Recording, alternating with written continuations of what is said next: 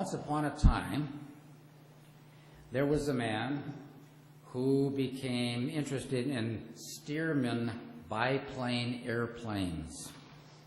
These are two-seater, double-winged aircraft. They were common maybe 100 years ago in our country. You would see a lot of them buzzing around, especially in and out of smaller airports. These days, you do not see them so often, but the fellow in this story went to an air show in Wisconsin, and he saw a Stearman airplane. He was taken by the grace and the beauty of the craft. It looked like what's on the screen, although I don't think it was that one. So he set about to get a Stearman for himself. He lived in a small city with a landing strip. He was able to rent a hangar or hangar stall in order to keep his airplane safe. He found one for sale in an aviation magazine, and he bought it sight unseen. When it arrived in several large shipping crates on a railroad car, he had all the pieces offloaded and delivered to the hangar out at the airstrip. Then he spent the next 3 months lovingly assembling this plane. His close friends started coming by to see how he was progressing. They were fascinated with the plane. They began dropping hints about wanting to go flying with him once the plane was ready to go. And some of the men said, "Don't tell my wife I said that, because they won't let me go up with you, because they don't think this thing looks safe, but I want to go up in your plane with you, so let me know when it's ready." Well, before too long, the plane was fully assembled, but the owner showed no sign of wanting to take it up. Instead, he spent a lot of time tinkering with what he had built. To his friends, it appeared that he was simply pampering this aircraft. Everybody who came to see the plane had to admit it was a marvelous restoration. But the owner never went flying in his airplane. Finally, after this had gone on for about a year, his closest friend put it to him directly. He said, "Henry, you have this marvelous piece of flying machinery. It's an airplane. It's supposed to fly. You could see the whole town. You could see half the county from up there. Why aren't you flying it?" And Henry replied, "Are you kidding? And risk having it crash? Risk having it damaged? Risk bringing harm to this baby? No way in a million years am I going to do that." So the plane stayed safe and secure in its hangar out at the municipal airstrip. Journalists came by and interviewed the owner and took pictures of the plane. Flying buffs came from near and far to admire the Stearman and envy its owner. But the biplane never left the ground. This is a parable based on some wise words from Jesus. You heard them read. I'll share them again. It's a sentence embedded in the gospel reading from Matthew. The New Revised Standard Version of the New Testament gives us the translation that you heard out of the Greek.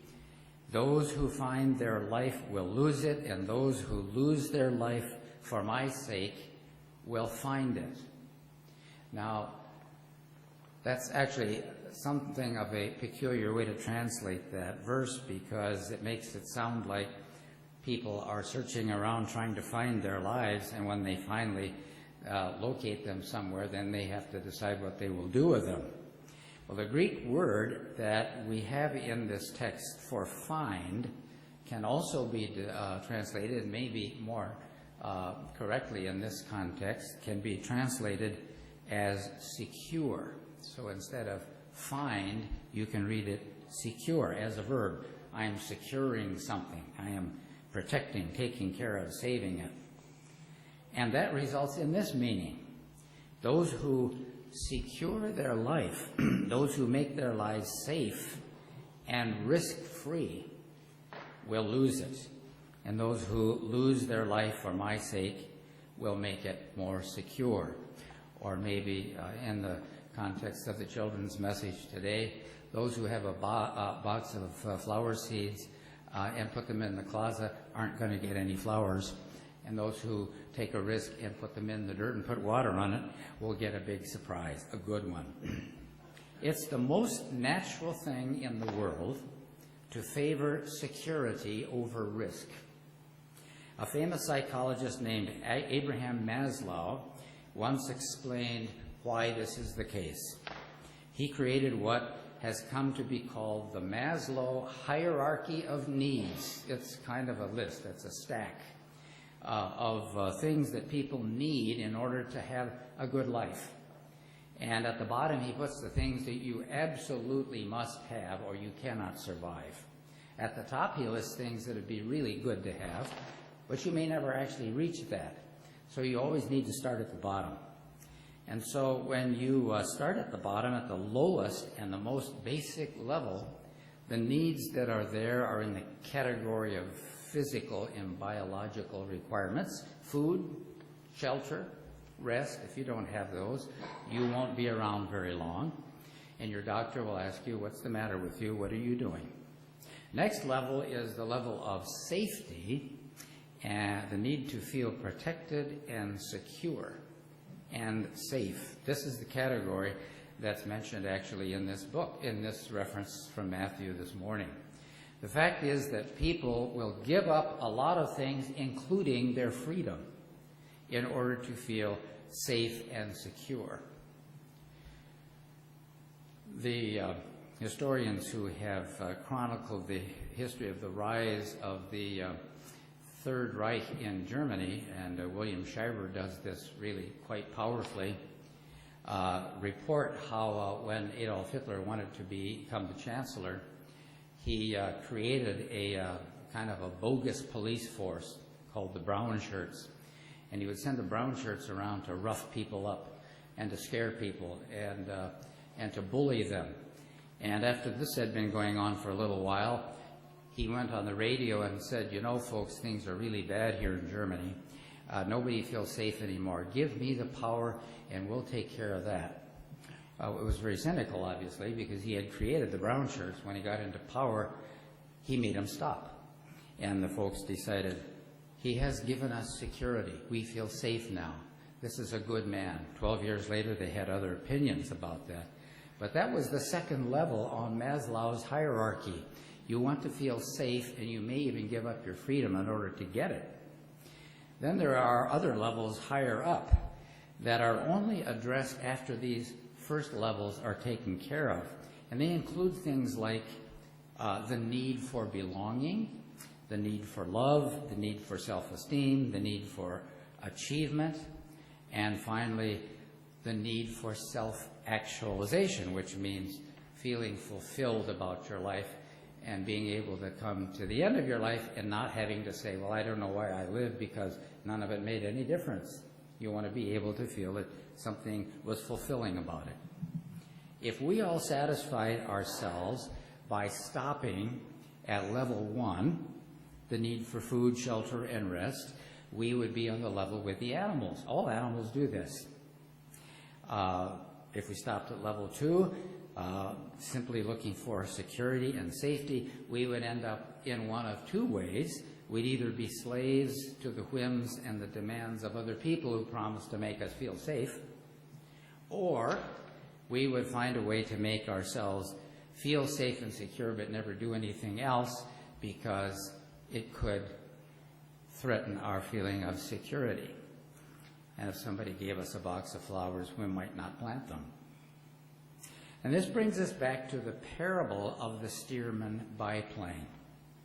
The proud owner of this aircraft recognized the treasure that he had in this lovingly restored original from nearly a century before.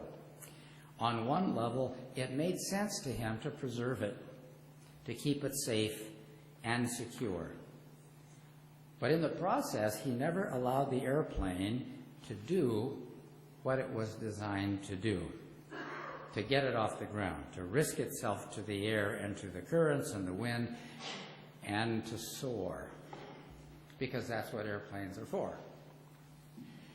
we human beings would be fools not to be concerned about our own safety.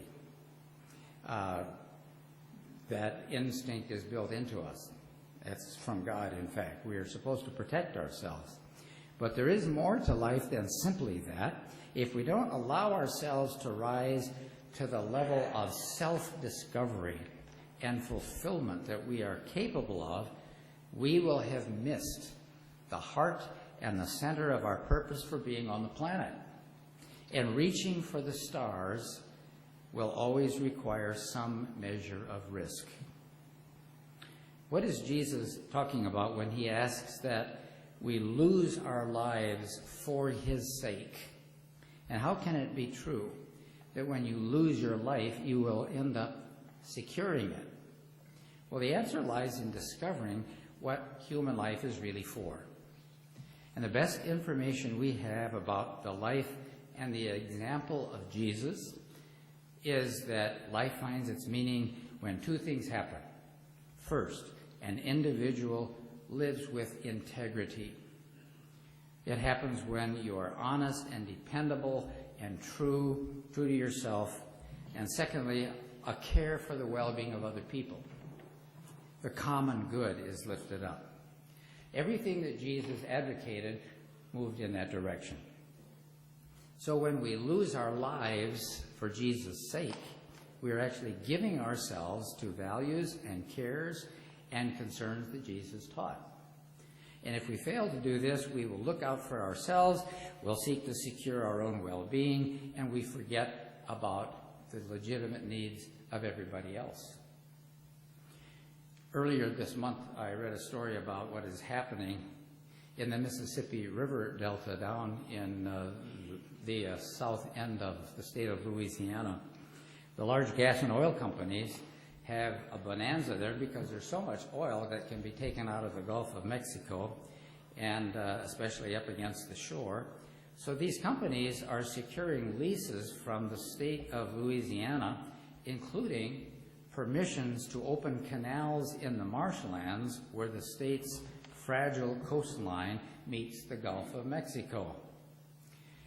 Now, there's always a technicality because there's an agreement that's required that when you do that, after you take out the natural resources, you have to close up the canals again so that the soil doesn't erode and that the shore doesn't come in closer than it is.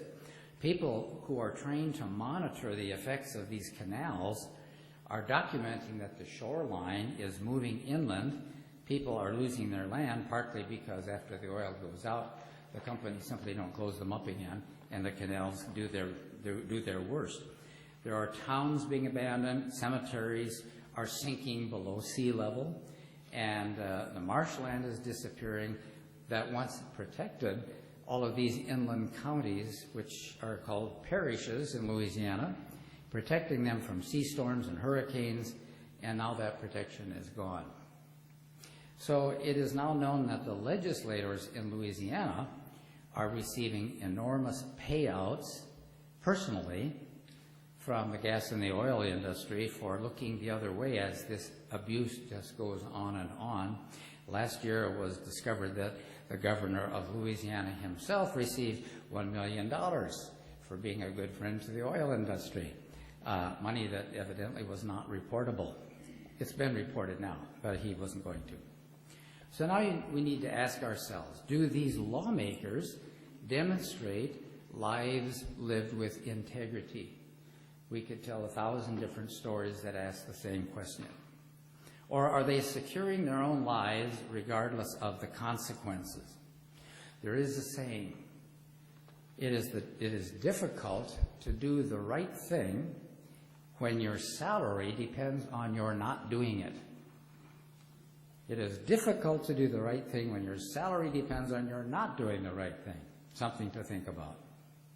Our lives are given to us so that we may soar into the stratosphere of goodness, kindness, care for the earth, care for one another. If all we do is secure ourselves for the short term, our lives come to nothing.